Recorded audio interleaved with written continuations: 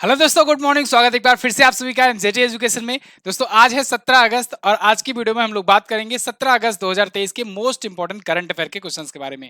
तो चलिए शुरू करते हैं। वीडियो बहुत ज्यादा डिटेल में होने वाली है आज की और बहुत ज्यादा रिवीजन पॉइंट्स के साथ होने वाली है, तो बहुत मजा आएगा आपको। आसान भाषा में पूरा का पूरा करंट अफेयर समझ में आने वाला है। तो शुरू करेंगे सबसे पहले क्विकली रिवीजन से कल के वीडियो का। तो कल हम लोगों ने पढ़ा था 77वां स्वतंत्रता दिवस 2023 में जो मनाया गया, उसकी थीम रखी गई थी राष्ट्र प्रथम सदैव प्रथम। 2023 में ही स्वतंत्रता दिवस से पहले अभी पुलिसकर्मी टोटल 82 पुलिसकर्मियों को विशिष्ट सेवा के लिए राष्ट्रपति पुलिस पदक मिला और भी कई श्रेणियों में पदक मिले हैं। कैनेडियन ओपन का खिताब जीत लिया दोस्तों जननिक सिन्नर ने। और अभी हाल ही में केंद्रीय मंत्री पुरुषोत्तम रूपाला जी ने ए हेल्प शुरू किया है गुजरात में। भारत और यूएई के बीच में द्विपक्षीय नौसैनिक अभ्यास जायद तलवार हुआ। केरल में नेहरू ट्रॉफी नौका दौड़ हुई और ये 69वां संस्करण था। अभी हाल ही में केरल में कोच्चि में ग्राफीन अरोड़ा कार्यक्रम शुरू किया गया है। वहां पर अल्केश कुमार जो कि आईटी सचिव थे, इनके द्वारा शुरू किया गया। खेलो इंडिया जूनियर महिला हॉकी लीग का तीसरा संस्करण नई दिल्ली में शुरू हो चुका है और अभी हाल ही में अक्षय कुमार को दोबारा से भारत की नागरिकता मिल गई है। इसके अलावा सुलभ फाउंडेशन एक बहुत ही फेमस एनजीओ है, उसके संस्थापक रहे विंदेश्वर पाठक का निधन हो गया है। तो ये टॉप 10 करंट अफेयर के क्वेश्चन थे कल की वीडियो से, जिनका आपने किया क्विकली रिवीजन सिर्फ और सिर्फ 1 मिनट में। अब हम लोग बात करेंगे आज की करंट अफेयर की, लेकिन उससे पहले मैं आपको बता दूं कि पीडीएफ फाइल आपको यहां पर मिल जाएगी एमजेटी ऐप पर। गूगल प्ले स्टोर पर जाइएगा, एमजेटी ऐप लिख करके सर्च कीजिएगा। बहुत ही खूबसूरत ऐप है और खास बात यह है कि आज 17 अगस्त है और आज जो आजादी का ऑफर दिया गया था उसका आखिरी दिन है। तो आप में से जो लोग भी ऑफर का अभी तक फायदा नहीं उठाए हो, एमजेटी ऐप पर जाओ, वहां पर ऑफर चल रहा है, उसका फायदा उठाइए। आज रात 12 बजे खत्म हो जाएगा। चलिए तो शुरू करते हैं। पहला क्वेश्चन, पीएम नरेंद्र मोदी जी ने निम्न में से किस योजना को शुरू करने की घोषणा की है? तो मैंने आपको कल ही बताया था ना कि अगले दिन हम लोग और विस्तार से बात करेंगे, क्योंकि भाई स्वतंत्रता दिवस पर इतनी सारी घोषणाएं हुई तो 2 दिन तो बनता था उसको कवर करने में। तो आज हम लोग योजनाओं को देखेंगे। पीएम मोदी जी ने दोस्तों अभी विश्वकर्मा योजना, लखपति दीदी योजना, गरीब शहरी आवास योजना, इन 3 प्रमुख योजनाओं की घोषणा की है। कहां से? लाल किला के प्राचीर से स्वतंत्रता दिवस के अवसर पर, 77वें स्वतंत्रता दिवस के अवसर पर। इन 3 योजनाओं के बारे में जानते हैं एक एक करके। जैसे जैसे दोस्तों विश्वकर्मा योजना के बारे में अगर बात करें, हालांकि इस पर मैंने आपको वीडियो दी थी, आप उसको भी देख सकते हैं और इसका क्यूएनए वीडियो भी आएगा, आपको कल मिलेगा। तो क्यूएनए के से माध्यम से पूरा का पूरा हम लोग कवर करेंगे। लेकिन यहाँ पर भी जान लो, क्योंकि देखो ना ऑडियंस सेगमेंट अलग अलग है। कुछ लोग केवल डेली करंट अफेयर देखते हैं, कुछ लोग ट्रेंडिंग टॉपिक देखते हैं। विश्वकर्मा योजना जो है, इसके तहत क्या होगा कि जो नाई हैं, लोहार हैं, सुनार हैं, चर्मकार हैं, उनके उत्थान के लिए ये योजना लाई जाएगी। विश्वकर्मा जी की जयंती पर आएगी और इसके तहत 13 से 15 हजार करोड़ रुपए सरकार खर्च करने की योजना बना रही है। लखपति दीदी योजना के तहत क्या किया जाएगा? गांवों में 2 करोड़ लखपति दीदी बनाई जाएंगी और इनमें से 25,000 जो सेल्फ हेल्पिंग ग्रुप्स है, जो स्वयं सहायता समूह, आप सुने भी होंगे, आपके गांव में प्रचलित होगा, जो स्वयं सहायता समूह है, उनमें महिलाओं को और लड़कियों को ड्रोन चलाने और उनको मेंटेन करने की उनको ट्रेनिंग दी जाएगी। इससे क्या होगा? इससे होगा जो टेक्नो एग्री है, टेक्नो एग्री शब्द आपने सुना होगा, नहीं सुना होगा तो आज सुन लीजिए, आने वाले समय में बहुत ज्यादा यूज होने वाला है। टेक्नो एग्री मतलब कि एग्रीकल्चर में टेक्नोलॉजी का यूज करना। तो टेक्नो एग्री सेक्टर को मजबूत किया जाएगा। अब जैसे जैसे ड्रोन से हो गया खाद का छिड़काव, आपने कुछ दिन पहले सुना होगा कि इफ्को ने लिक्विड यूरिया बनाया। लिक्विड यूरिया दुनिया में पहली बार भारत ने बनाया है। ये आधी बोतल यूरिया जो है वो पूरे के पूरे एक बोरी यूरिया खाद के बराबर होगी। तो अब ये लिक्विड यूरिया जो है, इसका फायदा ये है कि ऊपर से ड्रोन के माध्यम से छिड़काव किया जाएगा और ये बिल्कुल जाकर पौधों पर पड़ेगा। तो इससे इससे पौधों को समझ लो कि कई गुना ज्यादा लाभ मिलेगा, क्योंकि बहुत बार क्या होता है कि वो मिट्टी में ही रह जाते हैं, पौधों की जड़ों तक या फिर पौधों के तनों तक पहुंच नहीं पाते हैं खाद वगैरह या फिर जो भी चीजें दी जाती हैं। तो ये ड्रोन जब यूज होगा तो बहुत ज्यादा इसका फायदा मिलेगा ही। तो फिलहाल 15,000 सेल्फ हेल्पिंग ग्रुप जो हैं, इनको ड्रोन चलाने, मरम्मत करने, इन सबकी ट्रेनिंग दी जाएगी। अब गरीब शहरी आवास योजना के लिए भी इन्होंने घोषणा की। इसके तहत जो जो इकोनॉमिक वीकर सेक्शन के हैं या फिर जो निम्न आय वर्ग यानी कि लोअर इनकम ग्रुप के जो हैं व्यक्ति हैं, जो शहरों में रहते हैं किराए के मकानों पर, तो उनको कहा जाएगा कि भाई अगर आप खुद का लेना चाहते हो घर ना, तो आपको बैंकों में लोन में काफी रियायतें दी जाएंगी, छूटें दी जाएंगी। तो आप लोन लेकर के आराम से उसको ईएमआई पर ले जाओगे। साथ ही साथ जो डाउन पेमेंट होता है ना, वो भी काफी ज्यादा कम किया जाएगा इनके लिए। तो कम डाउन पेमेंट पर ही ये अपना घर बुक करा सकेंगे और धीरे धीरे ईएमआई देते रहेंगे। ठीक है, तो ये 3 योजनाएं थी प्रमुख। अभी एक और है, मैं आपको आगे बताऊंगा। कोई भी एक भी सिंगल क्वेश्चन आपका छूटेगा नहीं, ठीक है। अच्छा, एक चीज और, मैं वीडियो में आगे बढ़ने से पहले आपको एक छोटी सी क्लिप दिखाना चाहूंगा, जिसको कल आप ही में से एक स्टूडेंट अंबेडकर नगर के हैं अंकित पाल जी, उन्होंने भेजा है, उनके लिए थैंक यू। आप ये क्लिप देखिए, उसके बाद आगे बात करते हैं। हमारे सामने संजीव कुमार राय जी बैठे हैं, जिनका यूपीपीसीएस 2022 में डीएसपी की 93 रैंक पे सिलेक्शन हुआ है। सर से प्रारंभिक परीक्षा की तैयारी करी 21 से आप ये समझ लीजिए कि 6 महीना पहले से मैंने करंट का अपना डेली का पर डे का मेरा नोट्स बनता था। कहाँ से? MJT एजुकेशन करके एक चैनल है यूट्यूब पे, उसको मैंने किया। फिर अपना वो डेली टारगेट होता था जीएस का, उसको करिए। उसके बाद पहले उसकी बेसिक बुक पढ़िए, जैसे पॉलिटी लक्ष्मीकांत पढ़ लिया। सर बहुत बहुत धन्यवाद, आपने इतना कीमती समय दिया। आगे भविष्य के लिए ढेर सारी शुभकामनाएं कि आगे आपका सिलेक्शन एसडीएम पद पे जरूर हो। Thank you sir, thank you. तो ये वीडियो यूपीपीएससी न्यूज करके एक चैनल है, उन पर ये अपलोड हुई थी। आप उनके चैनल को भी देख सकते हैं, सब्सक्राइब भी कर सकते हैं। और हालांकि ये पुरानी वीडियो हो चुकी है, शायद 2-3 महीने पहले अप्रैल में शायद अपलोड हुई थी, लेकिन कल एक स्टूडेंट ने भेजा। काफ़ी अच्छा लगता है आप लोग का जब सिलेक्शन होता है और उसमें थोड़ा सा भी अगर योगदान हमारा रहता है। वैसे तो देखो, जो भी विद्यार्थी होते हैं सबसे ज़्यादा कंट्रीब्यूशन उन्हीं का रहता है, कोई भी सिलेक्शन हो उनका, ठीक है। और हम लोग तो मतलब हम लोग तो समझ लो कि जनरली सबके लिए पढ़ा रहे हैं। अब उनमें से कोई है जिनके लिए अच्छा कंटेंट है, जो इनका यूज कर पाएगा, बाकी सब्जेक्ट उनको अगर पकड़ में मौजूद है तो वो अच्छा उसमें परफॉर्म कर जाते हैं, ठीक है। तो इसमें तो मैक्सिमम योगदान तो रहता है स्टूडेंट का भी, नो डाउट। लेकिन काफी ज्यादा अच्छा लगता है जब ये सब न्यूज देखते हैं। जैसे अभी आपने देखा था 6 महीने पहले की बात है शायद, सीजीएल का जो all India rank 3rd topper आया था नीतीश कुमार, ठीक है, उनका भी इंटरव्यू आपने देखा, तो वो उन्होंने भी रिकमेंड किया था।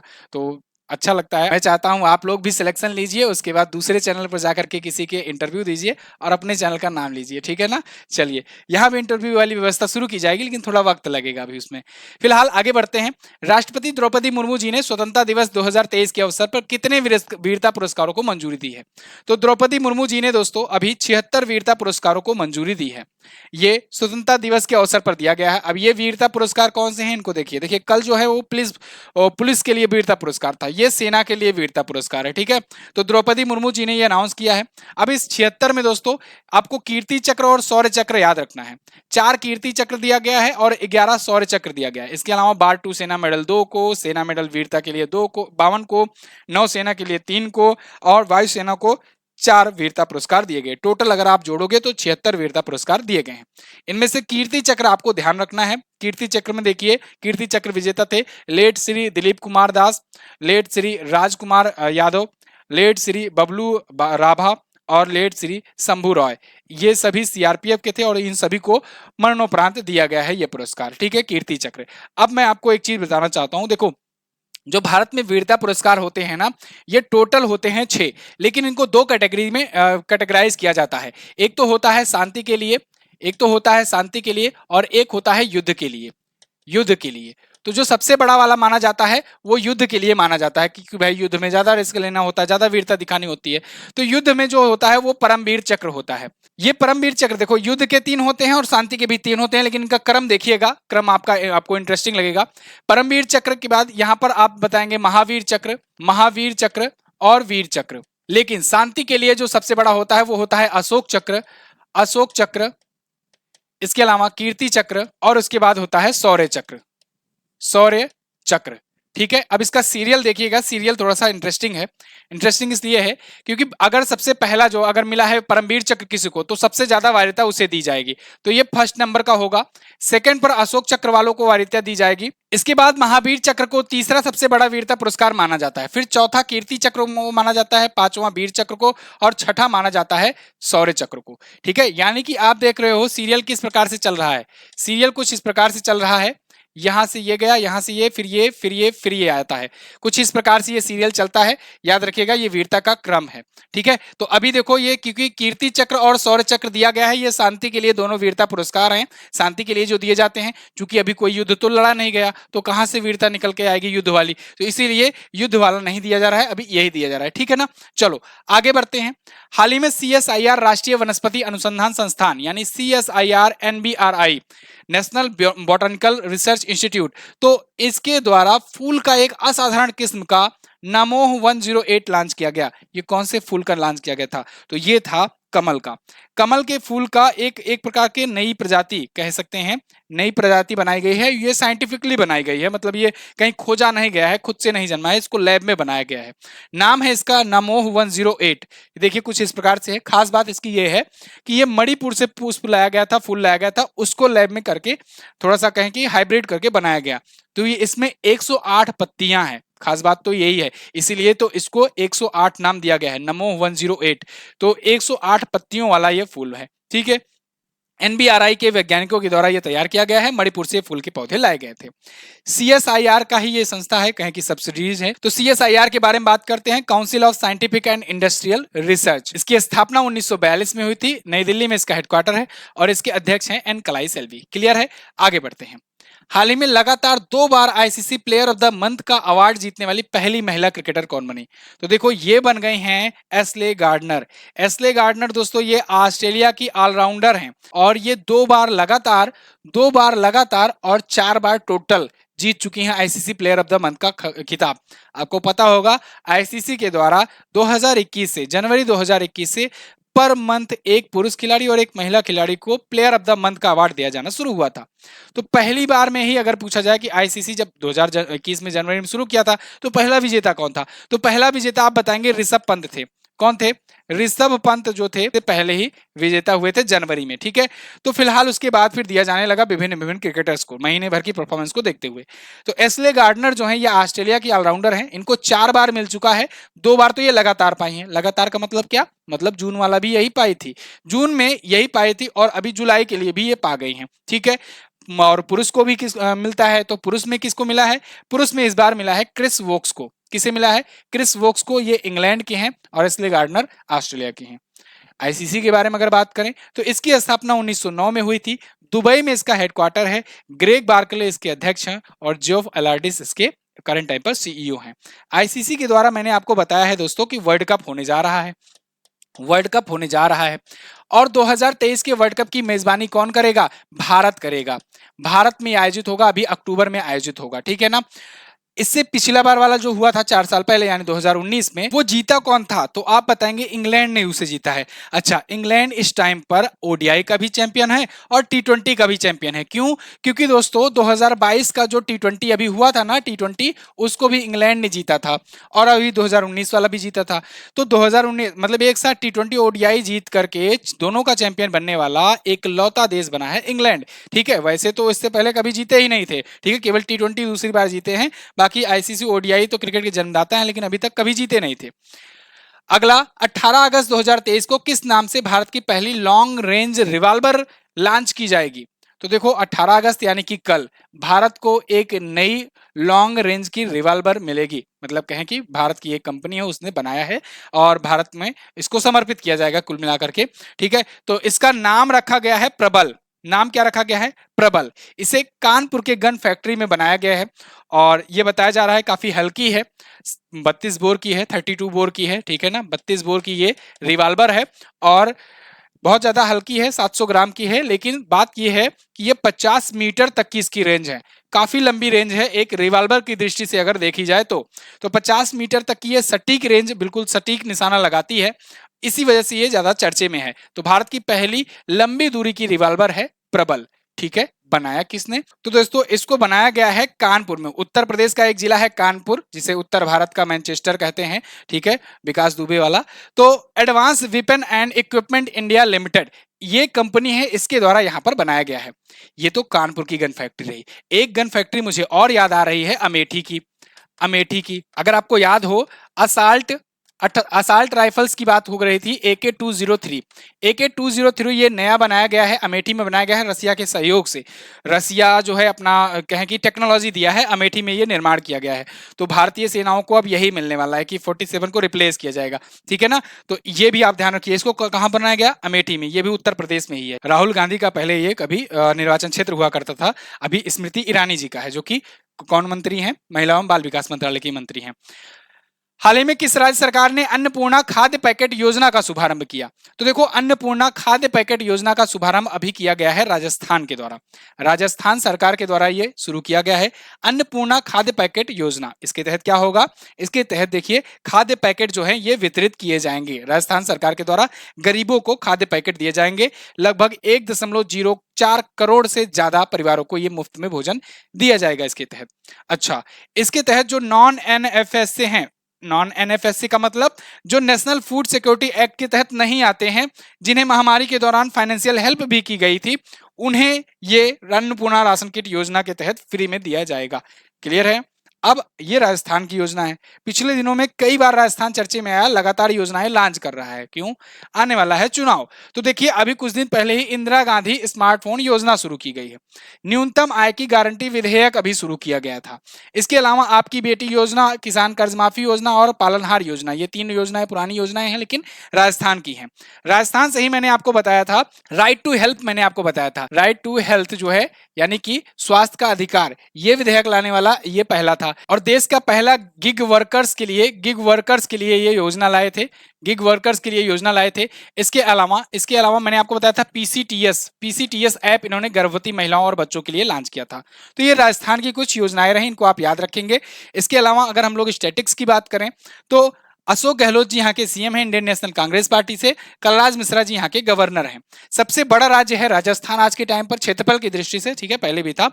जयपुर यहाँ की राजधानी है जिसे हम लोग जानते हैं पिंक सिटी के नाम से। इसके अलावा यहाँ पर पुष्कर झील है, राजसमंद है, पिछौला है, फतेह सागर है, जयसमंद है, सांभर लेक का बात मैंने आपको बताया था, सबसे साल्टी लेक यही है। देखो, अगर पूछा जाए कि खारे पानी की सबसे बड़ी झील कौन सी है, तब आप बताएंगे चिल्का लेक उड़ीसा, ठीक है, पहली रामसर साइड। लेकिन अगर पूछा जाए कि लवणता के मामले में सबसे ज्यादा खारी झील, सबसे साल्टी लेक कौन सी है, तो आप बताएंगे सांभर झील है। ठीक है ना? ये 2 बात आप याद रखिएगा। पुष्कर में दोस्तों मेला लगता है। पुष्कर में ऊंट रेस प्रतियोगिता होती है। ठीक है, पुष्कर में ब्रह्मा जी का मंदिर है जो कि भारत में इकलौता ब्रह्मा मंदिर है। ओके, चलिए, राजस्थान अपना बॉर्डर शेयर करता है पंजाब, हरियाणा, उत्तर प्रदेश, मध्य प्रदेश और गुजरात से। आगे बढ़ते हैं। अच्छा, अभी 50 जिले यहाँ पर हो गए थे। 50 जिलों का अनाउंसमेंट इन्होंने किया है। ये क्वेश्चन ये भी आप याद रखिएगा, करंट अफेयर का है तो पूछा जाएगा आपसे। ठीक है, चलिए। अच्छा, ऑफर का आज लास्ट दिन है। मैंने आपको बताया है 76% का डिस्काउंट दिया जा रहा है। ऐसा मौका दोबारा नहीं आएगा। जो भी चीज अगर आप नहीं लिए हो अभी तक, जाओ इससे परचेज कर लो। इतना बेहतर क्वालिटी कंटेंट आपको कहीं और नहीं मिलने वाला है। समझ लो कि बिल्कुल केवल आपका सर्वर कॉस्ट लिया जा रहा है, जान लो। ठीक है, 76% ऑफ बहुत नाम मात्र का हो गया और लगातार लोग जुड़ रहे हैं, भीड़ बहुत ज्यादा इकट्ठा हो गई है। तो आप इंडिया 76 कूपन कोड जो है यूज कर सकते हैं।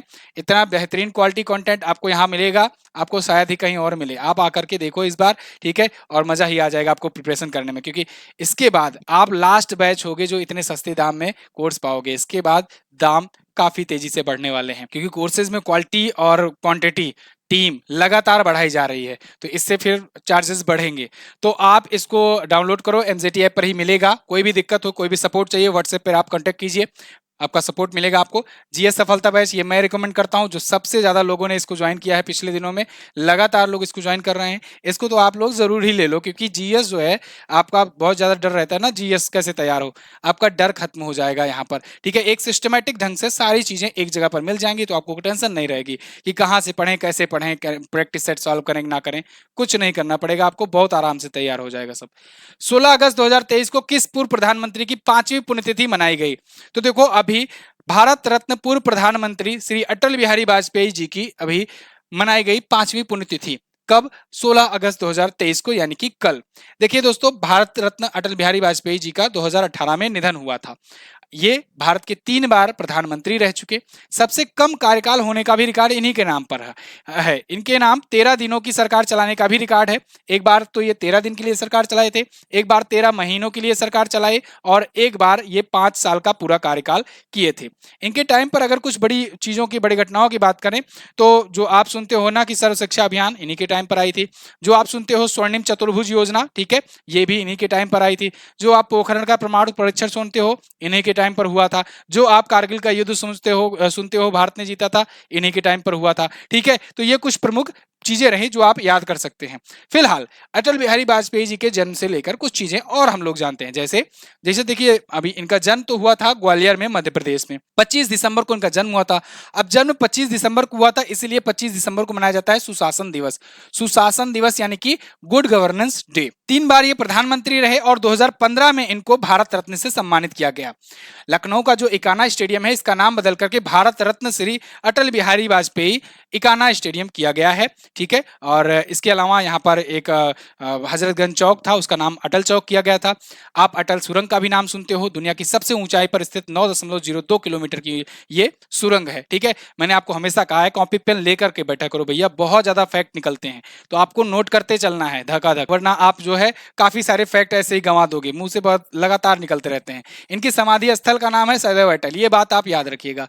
आगे यहाँ पर कुछ और महापुरुष हैं जिनकी पुण्यतिथि या फिर उनकी जयंती पर जो महत्वपूर्ण दिवस मनाए जाते हैं वो आपको दिए गए हैं। चलिए कुछ रिवाइज कर लेते हैं। 12 जनवरी को राष्ट्रीय युवा दिवस मनाया जाता है, national youth day, Vivekananda ji की जयंती पर।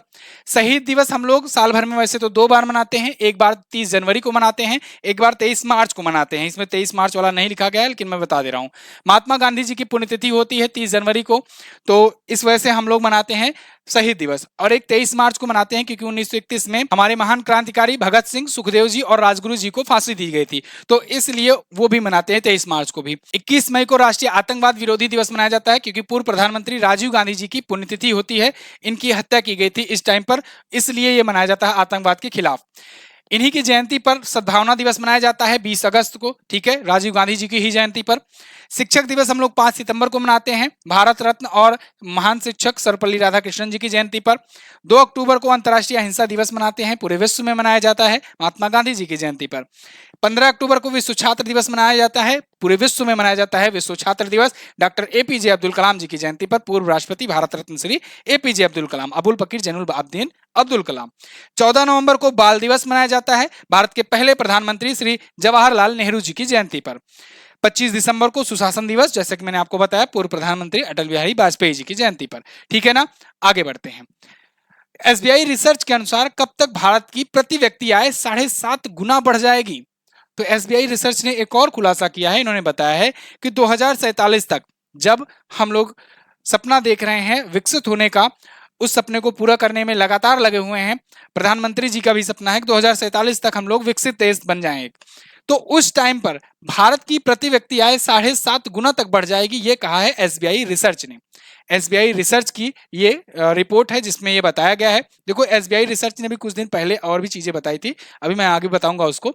यहां पर इन्होंने क्या कहा है कि अभी के टाइम पर 2023 में भारत की प्रति व्यक्ति आय 2 लाख रुपए है, यानी $2500 है, और वित्तीय वर्ष 2047 तक 7.5 गुना यानी कि 7.5 गुना बढ़ने पर 14.9 लाख रुपए हो जाएगी।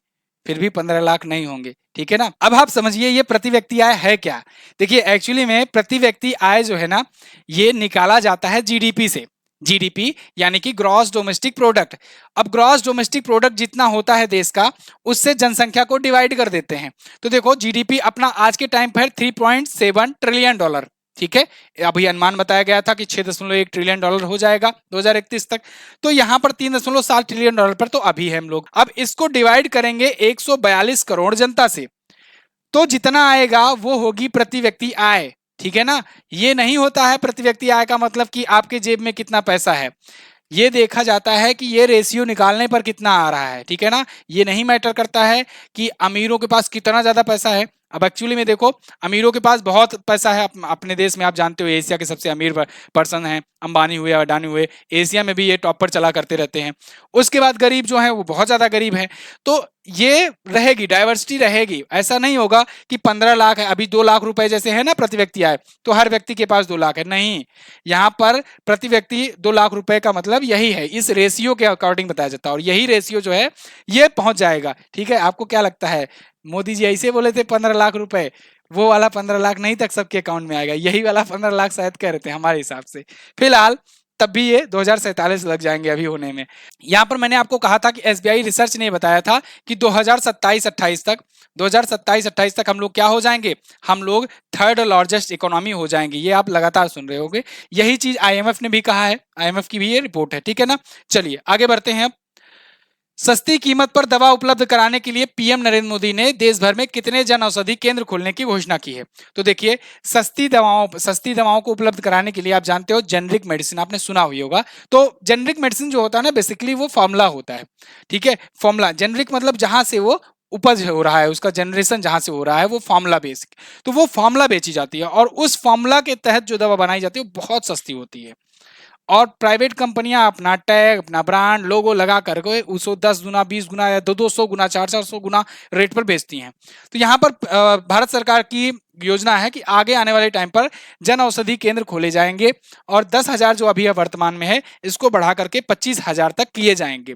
जन औषधि योजनाओं को बढ़ाया जाएगा, जन औषधि केंद्रों को बढ़ाया जाएगा। जन औषधि केंद्र मतलब जेनरिक मेडिकल स्टोर एक प्रकार से कह लो। ठीक है, लेकिन सबसे जरूरी बात, लोगों को सबसे पहले विश्वास जताना होगा। उनको ये सोचना होगा, हमारे भारत में क्या होता है ना, ये नहीं देखते हैं कि दवा कौन सी, ये देखते हैं 500 रुपए दवा लगा खरीद के आए, अब की बार तो काम करेगा ही। ठीक है, ये खराब है, ये 100 रुपए दवा देते हैं, सस्ती दवा देते हैं।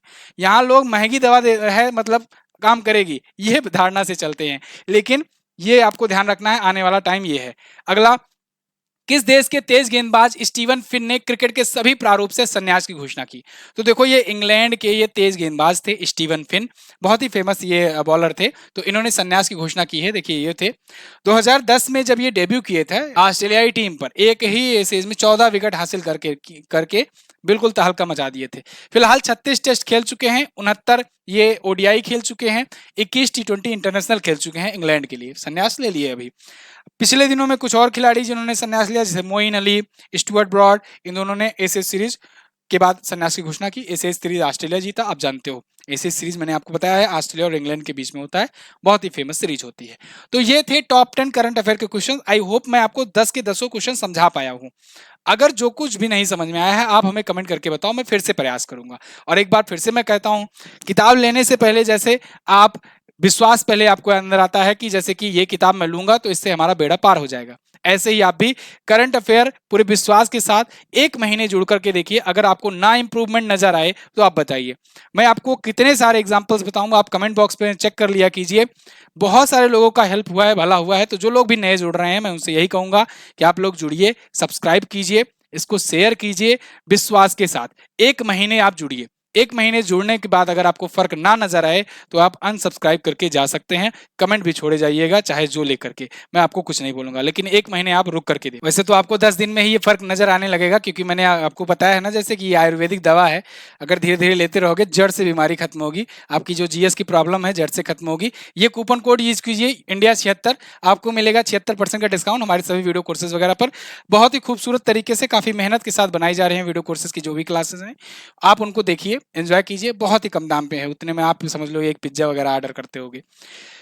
यहाँ पर देखो, लास्ट डे के क्वेश्चंस की बात करें अगर, तो पहला वैदिक थीम पर आधारित पार्क बेदवन के बारे में कल पूछा गया था, तो ये उत्तर प्रदेश के नोएडा में बनाया गया है। एनसीईआरटी भारत में पाठ्य पुस्तकों के संशोधन के लिए 19 सदस्यीय पैनल बनाया है, जिसकी अध्यक्षता कौन कर रहा है? महेश चंद्र पंत कर रहे हैं।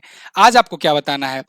गणतंत्र दिवस के शुभ अवसर पर निम्न में से कौन राजपथ पर झंडा फहराते हैं? पशु संरक्षण के लिए ए हेल्प कार्यक्रम शुरू करने वाला पहला राज्य कौन है? आप बताइएगा। दोनों क्वेश्चंस के बारे में जो भी पता हो डिटेल में जरूर आंसर करना। वीडियो कैसी लगी है मुझे जरूर बताना। एनजीटी ऐप डाउनलोड कीजिए, यहीं पर आपको पीडीएफ वगैरह मिलेगी। मैं मिलूंगा आपको अगले दिन की वीडियो में, तब तक के लिए नमस्कार, जय हिंद, वंदे मातरम।